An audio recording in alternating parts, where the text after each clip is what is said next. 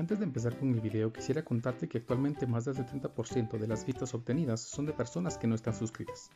Si estás viendo el video, suscríbete. Ayudarías a crecer el canal y me apoyarías mucho. Es gratis. Solo mueve el cursor hasta el botón inferior y pincha en suscríbete. Vamos, no te llevará más de 5 segundos. ¿Cómo les va, chicos? Buenas tardes. Vamos a iniciar nuestra última clase del semestre de Resistencia de Materiales 2. Afortunadamente, a pesar de los corre-corres que tuvimos, de haber empezado tarde, creo que pues logramos cubrir la mayor parte. Tal vez no el 100%, pero creo que logramos cubrir el 90% debido pues, a varios factores, ¿no? Hoy, que es 4 de mayo, pues nos toca trabajar con el tema, vamos a ver, trabajamos con la básica de la crítica. Vamos a unir estos dos elementos y uno más, ¿verdad? En una sola clase para no hacerlo tan complejo, para que no sean temas tan complicados. Entonces, vamos a ver. Ahí está. Recordarán que en la última clase estábamos resolviendo un par de problemas que involucraban la deformación en cargas, en vigas, en columnas, perdón, para determinar la carga crítica, longitudes o cosas por el estilo. Muy bien. Entonces, hoy que es este color, 4 de mayo.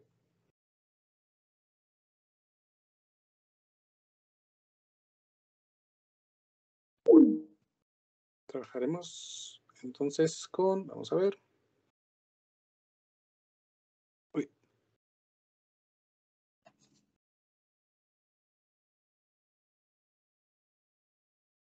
No.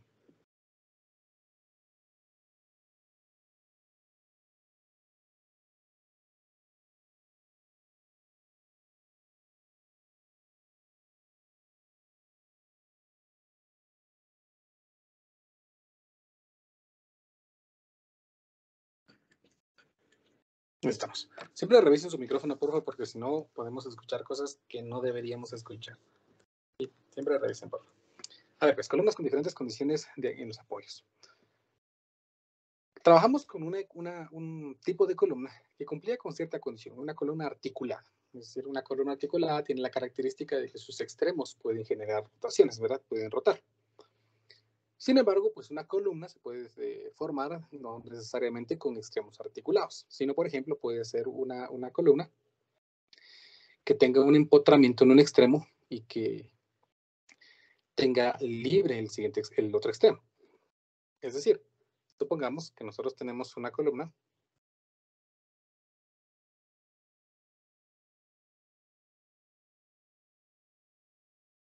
de esta forma. Vamos a ver. Aquí, una columna de esta forma, ¿verdad? Una columna voladizo, por así decirlo. Ahora, ¿qué pasa si nosotros le aplicamos una carga a esta columna? Digámosle una carga P aquí en este extremo. La idea del pandeo se sigue utilizando. ¿Cuál sería el valor de la carga que hace que la viga se pandee? Para eso tenemos que analizar el caso en el que la columna, ya está pandeada, ya se ha deformado. Entonces, pues, vamos a copiar.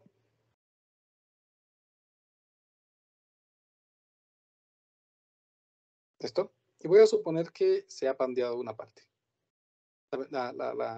Las condiciones de los apoyos, de los empotramientos, es que el ángulo se va a mantener, es decir, no va a haber rotación en ese apoyo. Por lo tanto, la columna, pues vamos a suponer que se va a deformar de esta forma, exagerando completamente. Aquí se aplica la carga P. La viga se ha deformado respecto a su eje inicial.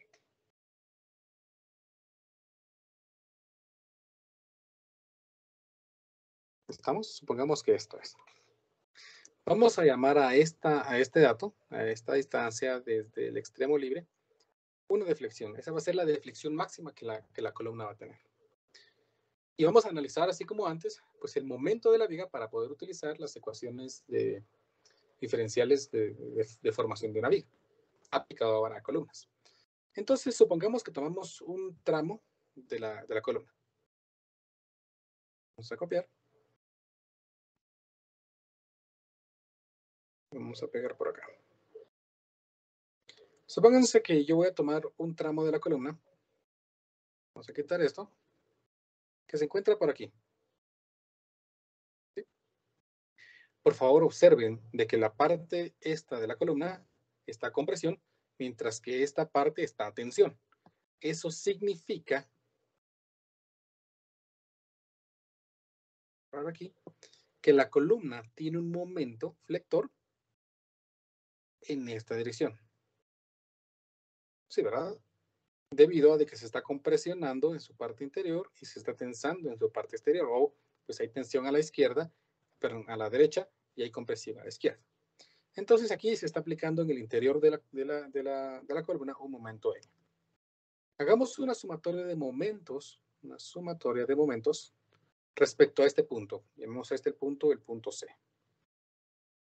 Una sumatoria de momentos flectores o momentos en general respecto al punto C, y eso tiene que ser igual a 0.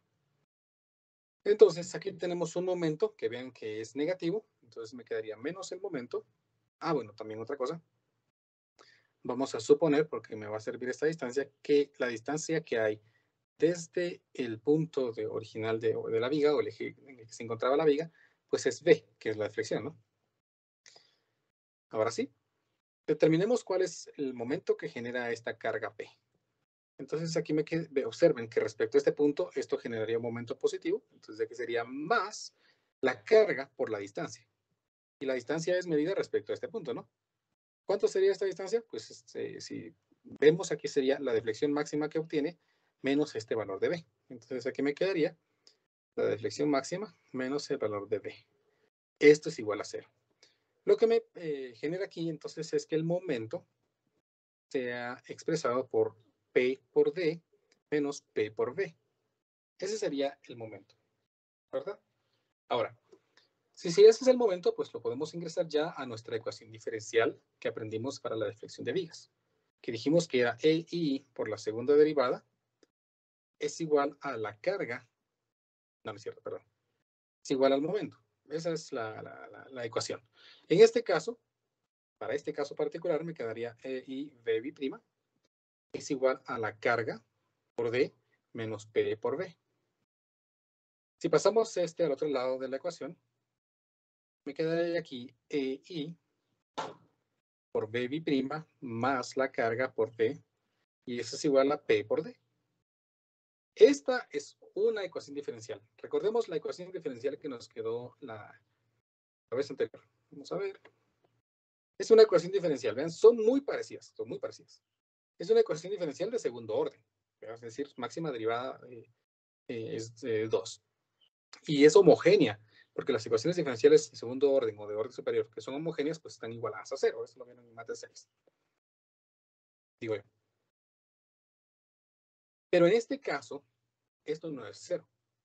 Por lo tanto, esta es una ecuación diferencial no homogénea, de segundo orden. Y para resolver esas ecuaciones, ustedes aprendieron un montón de estrategias allí en mate 6. Que el método de superposición, que el método del anulador, que eran feos, ¿no? Por el álgebra.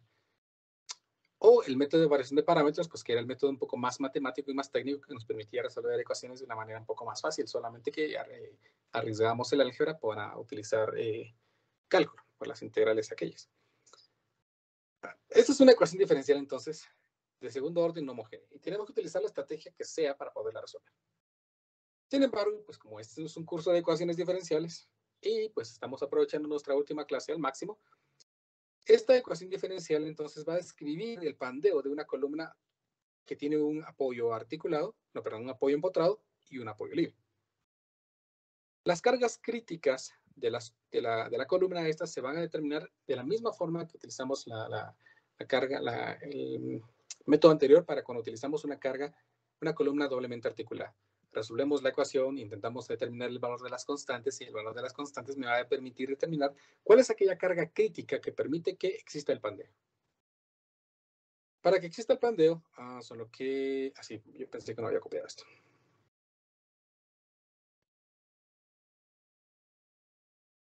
Para que exista el pandeo, entonces me llega esto a un conjunto a una ecuación que me dice que la carga crítica tiene que ser pi cuadrado por EI dividido 4L cuadrado. Una carga crítica muy parecida a esta de aquí. Hay una variación, vean. La única variación es que aquí no estaba este 4, mientras que en columna empotrada libre sí hay un 4. Pues esto resulta porque la curva que sigue, el pandeo de la columna, se parece mucho a esto, pero únicamente la mitad. Es decir, si nosotros completáramos la curva, pues el pandeo de la curva sería aquí, que sería exactamente igual que esta. Eso significa que aquí estamos cambiando L por 2L. Estamos por 2L, que es la mitad, ¿no? Por lo tanto, hace que aquí aparezca un 4. Vean que aquí me está diciendo que la longitud efectiva de la columna es L. Aquí la longitud efectiva de la columna es 2L, es decir, necesitaríamos otra columna por aquí aparte para completar el trazo completo de la ecuación. Esta K me define cómo va variando esa longitud efectiva. Para cuando nosotros tenemos una columna con dobles empotramientos, la longitud efectiva se logra únicamente en este tramo. Es decir, este arco de curva que se forma aquí es idéntico a este. La longitud efectiva entonces es únicamente 0.5L o L medios, lo que me genera ahora que la carga crítica sea 4 veces la carga crítica de una columna articulada. ¿Estamos? La carga crítica para una columna voladizo, por así decirlo, es la cuarta parte de la carga crítica articulada. ¿Estamos? Pero también podemos tener una columna empotrada articulada. La carga crítica, ven, es 2.046 porque la longitud efectiva se alcanza en este punto. Este valor es de 0.699L. ¿Estamos? Estas son entonces los diferentes valores de cargas críticas para diferentes condiciones de apoyo en las columnas. ¿Estamos? Dependiendo del apoyo en el que tengamos o del movimiento que vayan a tener los apoyos, vamos a utilizar nosotros el valor de la carga crítica. ¿Estamos? Apliquemos entonces un ejemplo en el que podamos utilizar estas condiciones. ¿Estamos? Se supone que tendríamos que haber visto caso por caso en particular y con la ecuación diferencial, pero pues no nos va a dar tiempo, fue inevitable. Entonces, vamos solo aquí los problemas no los copié.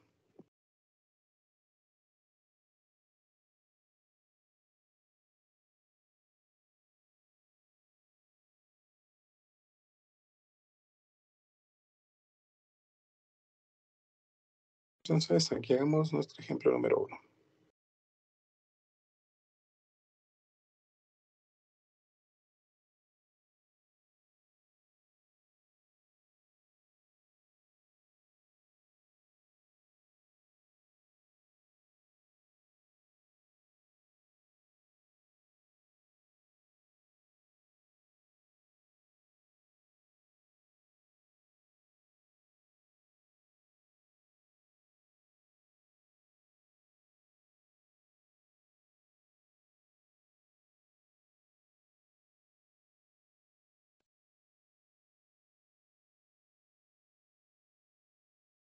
Ahí está. A ver, miremos el problema. Dice, un poste vertical AB, aprovechando, hay una diferencia bien importante entre lo que es un poste y lo que es una columna.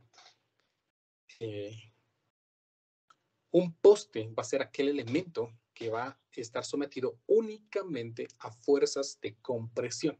Eso es un poste. Por ejemplo, los postes de luz que se utilizan para que nos lleven la energía eléctrica, pues son postes. Es decir, están diseñados únicamente para soportar compresión. Por eso es que han visto que se les colocan una especie de anclas, que son unos hierros, para evitar cualquier desvío que puedan tener y así trabajar efectivamente a compresión únicamente. Bueno, un poste está empotrado en un cimiento de concreto. Bueno, ahí me están diciendo entonces que está empotrado. Bien, está empotrado. Y sostenido en la parte superior por dos cables. Consulta la figura. Bien, aquí están los cables. Generalmente a estos se les conoce como anclas. Permiten eliminar cualquier fuerza que pueda generarse en el poste que le genere algún tipo de flexión. Esa es la idea de las anclas. El poste es un tubo hueco de acero con módulo de elasticidad de 200 gigapascales. Diámetro exterior de 40 milímetros y espesor de 5 milímetros. Los cables se atirantan igualmente por tensores de tornillo, ¿verdad? Si se desea, vean que dicen, los cables se tirantan igualmente por tensor de tornillo, es decir, la fuerza que está ejerciéndose en cada uno es exactamente la misma. Si se desea un factor de seguridad de 3 contra el pandeo de Euler en el plano de la figura, ¿cuál es la fuerza de tensión máxima permisible en los cables? Bueno, primero analicemos. Tenemos una columna que intentamos determinar cuál va a ser la tensión para que no se pandee debido a la carga crítica. Bueno, entonces vamos a determinar cuál es la carga crítica de esta columna. Pero para eso, pues necesitamos determinar cuál es el caso que tenemos aquí.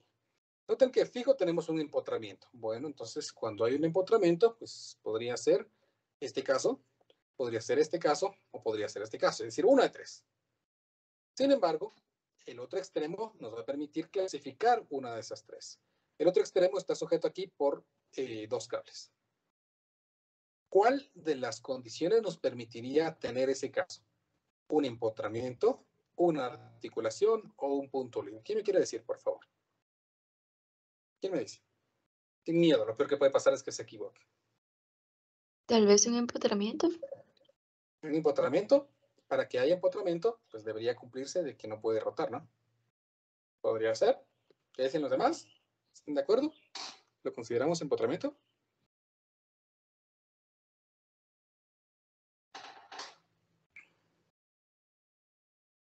¿O lo consideramos libre?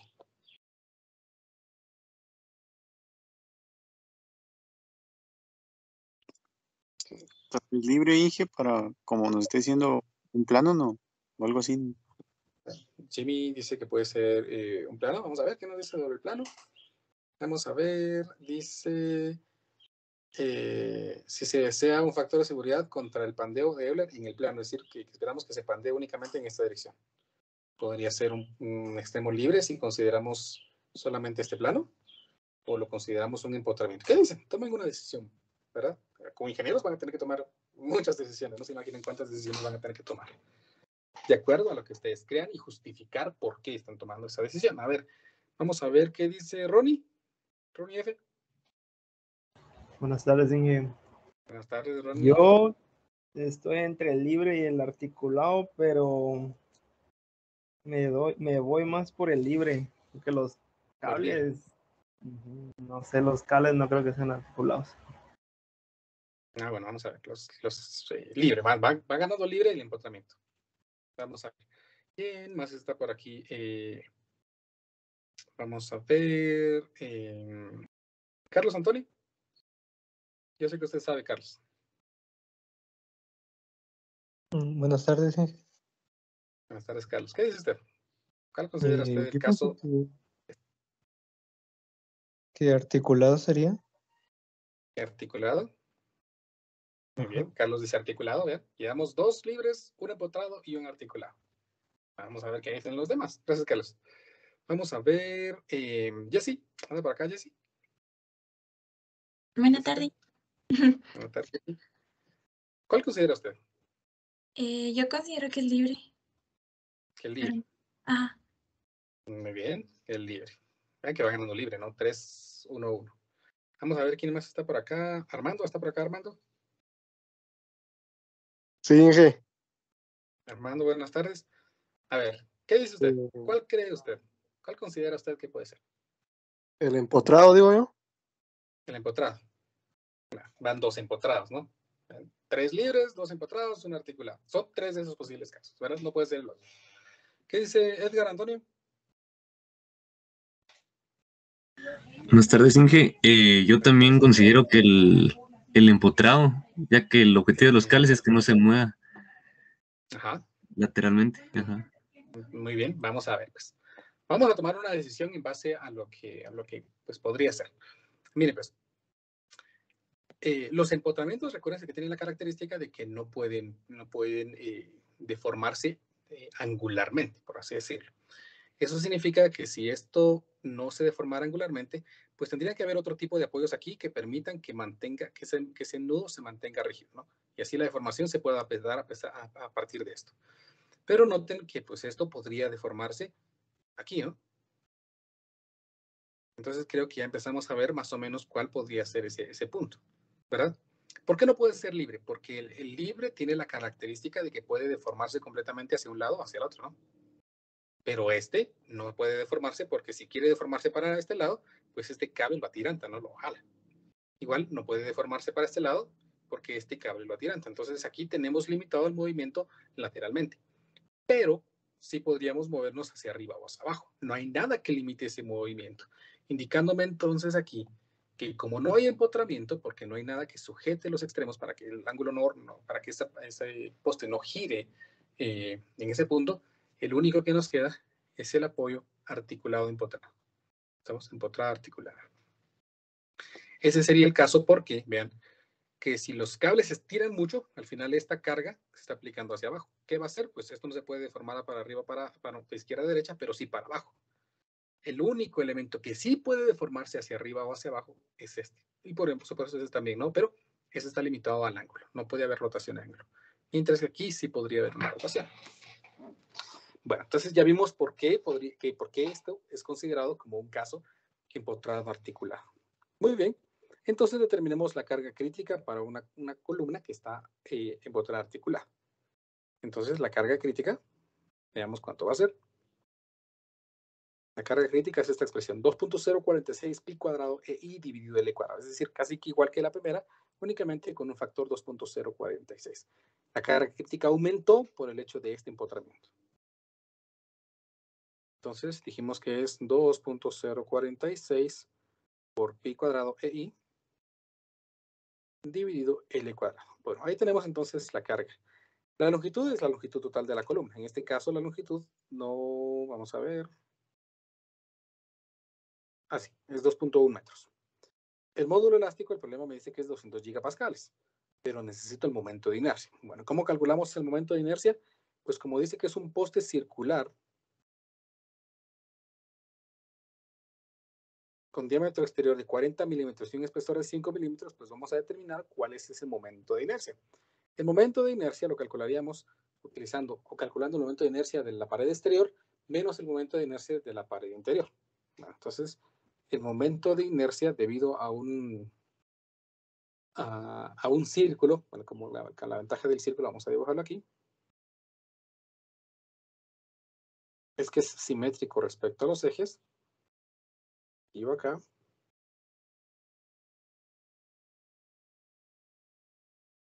Y ponemos que este es el eje X y este es el eje Y. La inercia es la misma. La inercia XX es igual que la inercia YY. Y para ambos se calcula como pi por el diámetro a la cuarta dividido 64. Entonces, en este caso particular, como tenemos dos diámetros, la inercia se calcularía como pi por el diámetro exterior a la cuarta dividido 64 menos pi por el diámetro interior a la cuarta dividido 64. En este caso, entonces, el momento de inercia, observen que podríamos factorizar pi 64 y me quedaría el diámetro exterior. El problema me dice que el diámetro es de 40 milímetros. Entonces voy a escribir aquí 40 milímetros. 40 milímetros a la cuarta. Menos el diámetro interior. Como el espesor de las paredes es de 5 milímetros, le quito 5 milímetros de un lado y 5 milímetros del otro, entonces me queda aquí 30 milímetros. Entonces, 30 milímetros a la cuarta. Entonces, veamos cuánto es este momento de inercia. Quedaría pi cuartos por 40, no es cierto, por 40 por 10 a la menos 3 a la cuarta, menos 30 por 10 a la menos 3, no, al cuadrado no, a la cuarta. Creo que está bien. Y aquí tenemos entonces nuestro momento de inercia. Es de Ingeniero, dígame. es partido 64. Ah, sí. Y puse 4, ¿va? Muchas gracias. Ahí está. Ahí está. Entonces ya cambió. Ahora sí. Entonces sería de 85.90 por 10 a la menos 9 metros a la cuarta. Ahí tenemos entonces, si todo está bien, creo que ahí está bien, nuestro momento de inercia. Y entonces ya con eso puedo determinar el valor de la carga crítica que hace que la columna se vaya a pandear. Entonces la carga crítica sería, veamos, 2.046, que es el valor que el problema me proporciona, multiplicado por pi al cuadrado, multiplicado por el módulo elástico, que el problema me dice que es de acero, o sea, de 200 gigapascales, 200 por 10 a la 9. Esto multiplicado por el valor de la inercia, que es lo que acabamos de calcular, 85.9 por 10 a la menos 9. Y todo esto dividido entre la longitud al cuadrado, o sea, 2.1 al cuadrado. Tenemos entonces que la carga crítica que pandearía la columna es el valor de 78.666.52 newtons. Esa carga crítica la pandearía. Pero nosotros queremos un factor de 3. Bueno, entonces vamos a determinar la carga crítica permisible, dividiendo esto entre 3. Me queda entonces aquí de 26.222.17 newtons. Entonces vamos a trabajar en base a esta carga crítica permisible. Si esta es la carga crítica, pues intentemos ahora determinar cuál es la tensión que se está generando aquí. Para eso, pues vamos a hacer un diagrama de cuerpo libre bastante sencillo sobre este dibujo. Aquí tenemos la tensión. Según el problema, igualmente tensionados los dos elementos. Tensión aquí, tensión acá. El ángulo es el mismo. ¿Por qué el ángulo es el mismo? Porque los triángulos que forman son los mismos. 2 metros, 2 metros. 2.1, 2.1, ¿verdad? Entonces, observen que al ser exactamente la misma magnitud de tensiones, porque el problema me dice eso, podemos obtener las componentes. Una componente por aquí, que sería la tensión por el seno del ángulo, y otra tensión por acá, que sería la tensión por el seno del ángulo. Y noten que estas dos componentes se van a anular entre sí, por el hecho de que tienen exactamente la misma magnitud, entonces no hay tensión. ¿Qué me queda ahora? Pues que vamos a tener aquí dos tensiones, o dos componentes de tensión hacia abajo, debido a cada una de las tensiones de los cables, que serían tensión por el coseno del ángulo y tensión por el coseno del ángulo. Entonces, si hacemos una sumatoria de fuerzas verticales aquí, pues tendríamos dos tensiones hacia abajo y la carga P hacia arriba, ¿verdad? Entonces, allí vamos a escribir que nuestra sumatoria de fuerzas verticales debe ser 0. Entonces tendríamos 2 por la tensión del coseno del ángulo hacia abajo, más la carga crítica hacia arriba. Y en este caso, la carga crítica permisible. Eso es igual a 0.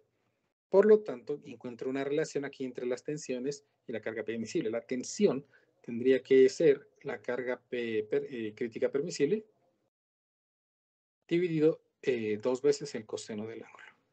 ¿Cómo sacamos el coseno del ángulo? Pues bien fácil. Como esto mide 2.1 y esto mide 2, pues calculemos la hipotenusa. Entonces, aquí sería la raíz cuadrada de 2.1 al cuadrado más 2 al cuadrado. Aquí me queda 2.9. Es decir, este cable tiene una longitud aquí de 2.9. Entonces, se recordarán que para este triángulo aquí, coseno del ángulo es la relación entre la adyacente y la hipotenusa. O sea, 2.1 dividido 2.9. En este caso, entonces, la tensión la calcularíamos como la carga crítica, que es de 26, no es cierto. Así sí es cierto, 26.000. 26.222.17 newtons, dividido 2 veces el coseno del ángulo, que es 2.1 dividido 2.9. Eso es para no calcular el ángulo y después calcular el coseno del ángulo, ¿no? Es más fácil por trigonometría. Entonces aquí ya tengo yo el valor de la carga crítica, que fue el último que calculé, no es cierto. 26.22, no. 26.22.2.17 dividido 2 por 2.1 partido 2.9. Y me queda entonces que la carga, las tensiones máximas que deben soportar esas cuerdas o esos cables para no pandear el acero con un factor de seguridad bastante amplio, debe ser de 105.8 metros. Y esa sería la tensión máxima que deberíamos aplicarle a cada cable para lograr una carga crítica o una carga en la columna de 26 con 26 puntos. Vamos a quitarles de fondo, me está confundiendo. 26.222.17 newtons. ¿Estamos? Carga que supera en 3 veces a la carga crítica. Con estas tensiones aseguramos que no se pandee debido a la tensión. ¿Me explico? ¿Se comprende? ¿Alguna pregunta con este problema?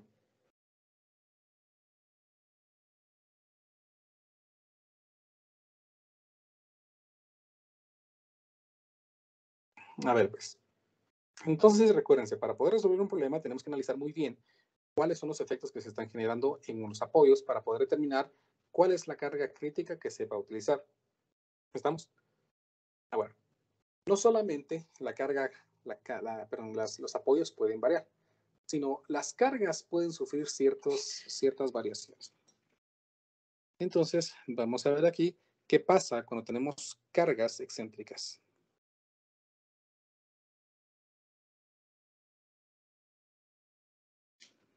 Una carga excéntrica se da cuando la carga no se aplica en el eje. La palabra excéntrica viene de excentricidad.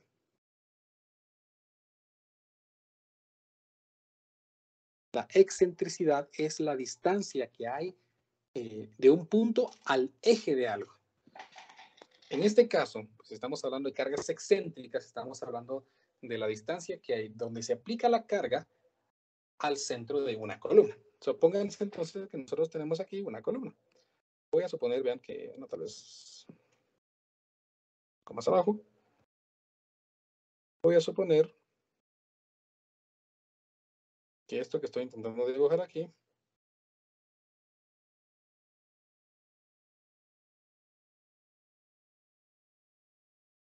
es una columna.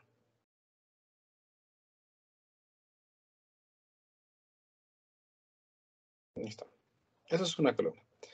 Y supónganse que esta columna pues tiene su eje, ¿no? El eje sería pues el punto en el que convergen las líneas que unen las dos diagonales. Ahí está. Si yo aplico una carga exactamente en el centro de la columna, entonces se dice que es una carga que no hay excentricidad, porque no hay una distancia al eje de la columna. Entonces decimos que es una carga concéntrica. ¿Estamos? Pero cuando aplicamos una carga movida del eje, pensemos que la aplicamos aquí, en este punto, la separación o la distancia que hay de donde se aplica la carga al eje de la columna se llama excentricidad. Se representa con la letra E. Recuérdense que nosotros ya lo trabajamos bastante, ¿no? Dijimos que podemos mover una carga, ¿no? Pero siempre que movamos esa carga, se va a generar un momento. Si nosotros viéramos únicamente el eje de esta columna, de forma ideal, por así decirlo, nosotros podríamos escribir que la columna está recibiendo una carga en este punto. Estoy viendo el eje, ¿no? Es como que hubiéramos desaparecido la columna, solo nos interesa el eje. La distancia entonces aquí al eje de la columna se llama E. Para poder trasladar esta carga, nosotros tendríamos que generar también un momento. Recuerden que lo hicimos en varios, creo que fueron como en 2 ejercicios, ¿no? En que trasladamos cargas para convertirlas en momentos. Entonces yo puedo transformar esta carga a una carga axial, una carga concéntrica, pero debo crear un momento que genere los efectos de rotación que estaba generando esta carga excéntrica. Entonces aquí generamos un momento en esta dirección. Este momento, que vamos a llamarlo, por ejemplo, momento sub O, que se calcula como P por E. Es decir, la carga multiplicada por la excentricidad. Cuando nosotros aplicamos, cortamos la viga otra vez o calculamos su deformación, observen que esta columna inevitablemente se va a deformar. Por la acción de ese momento, la viga se va a deformar. Y tomaría un eje de una forma más o menos así. Inevitablemente, por la aplicación del momento, esta se va a deformar. Es decir, una columna con carga excéntrica se deforma casi que instantáneamente. ¿Estamos? Casi que instantáneamente. Aunque también depende mucho del tipo de de sección que tenga, ¿no? Pero en su mayoría de veces cuando aplicamos una carga excéntrica, la columna se va a pandear. ¿Sí? Se va a pandear. Por lo tanto, lo que necesitamos hacer con columnas con cargas excéntricas es diseñarlas de tal manera de que soporten los esfuerzos de tensión y esfuerzos de compresión que van a tener en su sección. Para eso nos interesa entonces también que no se deformen mucho, porque mientras mayor sea la deformación, mayor van a ser esos momentos. La deformación máxima que se alcanza en una columna con carga concéntrica es una ecuación que sale de la ecuación diferencial que, como dijimos, no vamos a resolver por cuestión de tiempo. La deflexión máxima se calcula como la excentricidad multiplicado por la secante del ángulo, por la secante de pi medios, por la raíz cuadrada de la carga que se aplica, dividido la carga crítica. Menos 1. En la que la carga crítica va a ser la carga crítica que alcanza una columna con condiciones de apoyo que coincidan con el de nuestro problema y carga concéntrica. La carga crítica es para una carga concéntrica.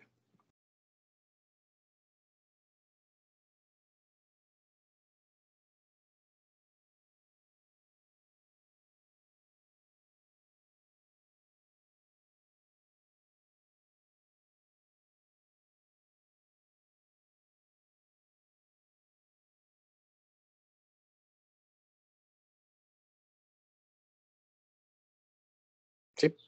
La carga crítica va a depender mucho de las condiciones de apoyo que tengan y vamos a suponer que es una carga concéntrica.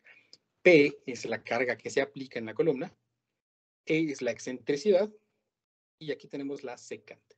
¿Estamos?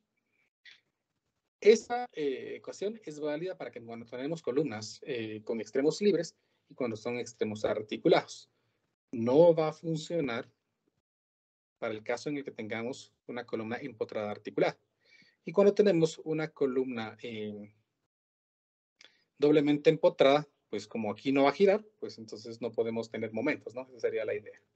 Entonces, generalmente omitimos estos casos para cuando tenemos cargas excéntricas. Se utiliza únicamente para columnas doblemente articuladas o para columnas empotradas libres y un extremo libre. ¿Estamos? Entonces, el momento máximo que va a soportar una columna con carga excéntrica se calcula como la carga P por la excentricidad por la secante de pi medios por la raíz de la carga que se aplica dividido la carga crítica.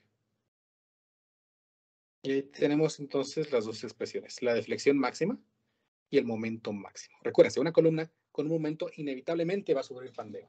Por lo tanto, ya nos queda únicamente intentar diseñar la columna para que soporte los esfuerzos de compresión y de tensión, obviamente con una sección adecuada que permita que esa deformación tampoco sea muy grande. ¿Estamos? Recuérdense también, estas ecuaciones útiles únicamente para columnas doblemente articuladas o columnas con un apoyo empotrado y un apoyo libre. Hagamos un ejemplo en el poco tiempo que nos queda.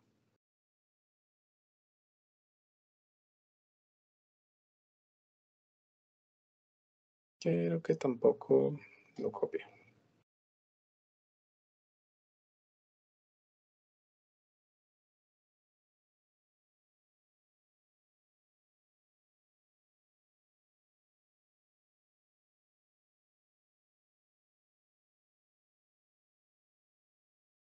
A ver, este problema dice así. Una columna de caja de aluminio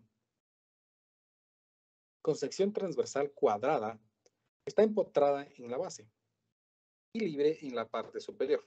De ahí nos dicen que es una columna empotrada y está libre. La dimensión exterior B de cada lado es 100 milímetros. 100 milímetros, 10 centímetros, ¿no? Y el espesor T de la pared es 8 milímetros. La resultante de las cargas de compresión que actúan sobre la parte superior de la columna es una fuerza P de 50 kilonewtons. 50 kilonewtons, que actúa al borde exterior de la columna, en el punto medio de un lado. ¿Vean? La carga se aplica en este punto. Entonces es una carga excéntrica porque no es a lo largo del eje de la columna. La pregunta es, ¿cuál es la longitud máxima permisible L de la columna si la deflexión en la parte superior no debe sobrepasar 30 milímetros? Uy. Para poder entonces resolver este problema, necesitamos ciertos datos, como la inercia y la carga crítica de la columna de acuerdo a las condiciones. Entonces, determinemos aquí rapidito el momento de inercia. La inercia es igual que como cuando teníamos un tubo. Es como que tuviéramos la inercia, o vamos a calcular la inercia del extremo exterior, menos la inercia del extremo interior. Por ser un cuadrado, recordarán que la inercia de un rectángulo en general se calcula como un doceavo de la base por su altura al cubo. Pero como en este caso es cuadrada, pues la base y la altura es la misma, entonces yo puedo escribir aquí que la inercia sería un doceavo del lado a la cuarta menos un doceavo, vamos a poner aquí exterior, menos un doceavo de la base a la cuarta interior. En este caso, veamos cuánto sería. Aquí me quedaría el momento de inercia como un doceavo por, ¿sí?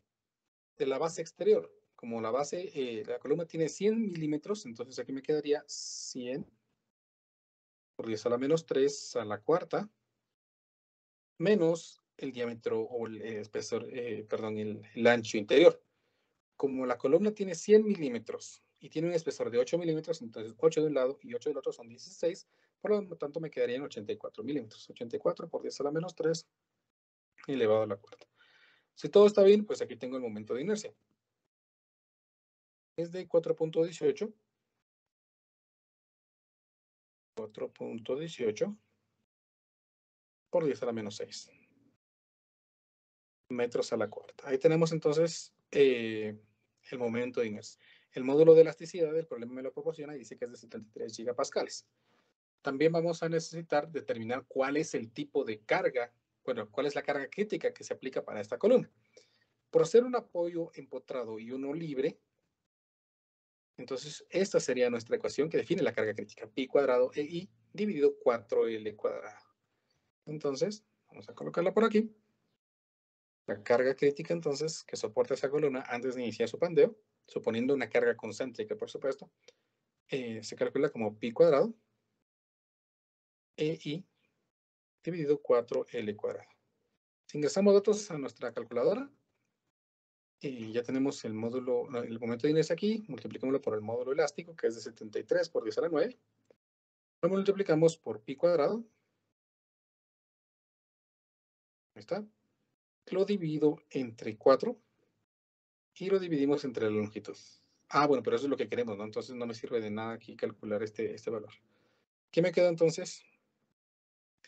De 75, 36, 96.26 dividido L cuadrado. Ahí está la carga crítica en función de la longitud del cuadrado. Muy bien. ¿Qué hacemos ahora? Pues ahora aplicamos la idea de lo que el problema dice, que necesitamos una deflexión máxima. Vamos a ver.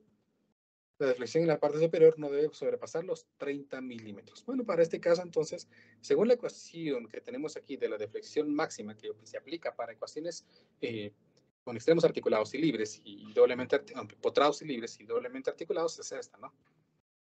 Entonces, aquí voy a determinar ahora la deflexión. La deflexión máxima es igual a la excentricidad por la secante de pi medios de la raíz de la carga que se aplica dividido la carga crítica menos 1. Con esta expresión, entonces, vamos a poder determinar cuál es el valor. A ver, aquí está mal. Uy. ¿Cuál es el valor de la carga crítica? Porque conozco el valor de la carga que se aplica. Conozco la excentricidad y conozco la deflexión máxima. Entonces, vamos a ver. Si despejamos aquí, esta ecuación me quedaría la deflexión máxima dividido la excentricidad más 1. Esto sería igual a la secante de pi medios por la raíz de la carga dividido la carga crítica. La deflexión máxima, el problema me dice que debe ser, vamos a ver dónde se quedó, 30 milímetros. La excentricidad, ¿y cómo voy a saber la excentricidad? Pues como si dijimos que la excentricidad es la distancia del centro a donde se aplica la carga, entonces es B medios. Como B mide 100 milímetros, entonces la excentricidad es de 50 milímetros. Entonces esta expresión aquí me quedaría 30 dividido 50 más 1 es igual a la secante de pi medios por la raíz de la carga que se aplica dividido la carga crítica. Entonces veamos, aquí me quedaría 30 dividido 50, 30 dividido 50 más 1, me queda 1.6. 1.6 es igual a la secante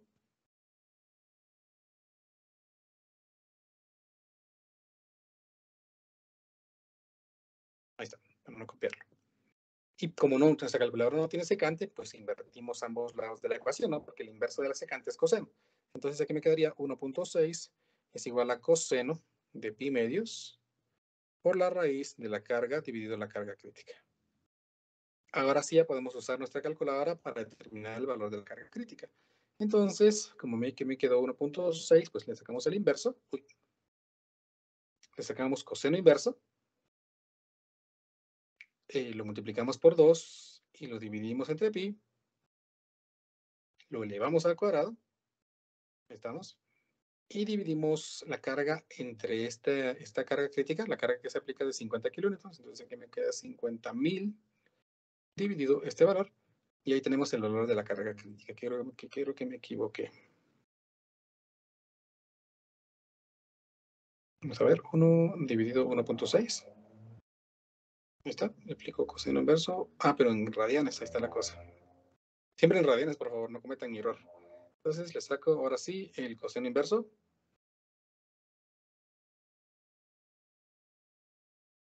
Ahí estamos, creo que está bien.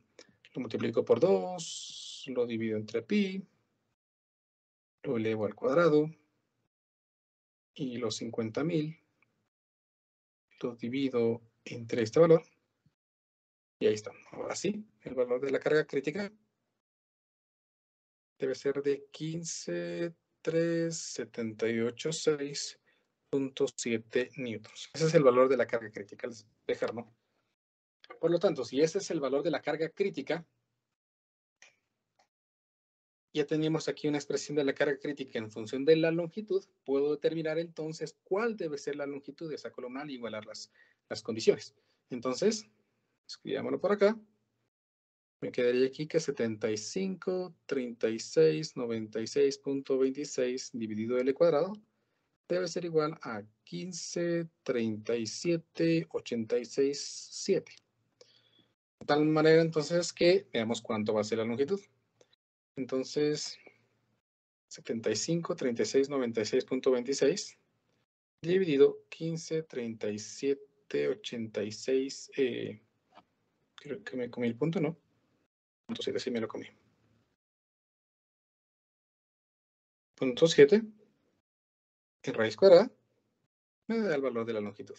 Entonces la longitud debe ser de 2.21 metros. Una longitud más allá de este valor va a hacer que esta columna se pandee en su extremo una distancia mayor a 30 milímetros. Y así hemos resuelto entonces este problema. Con eso entonces también hemos terminado el curso. Espero que hayan aprendido algo nuevo.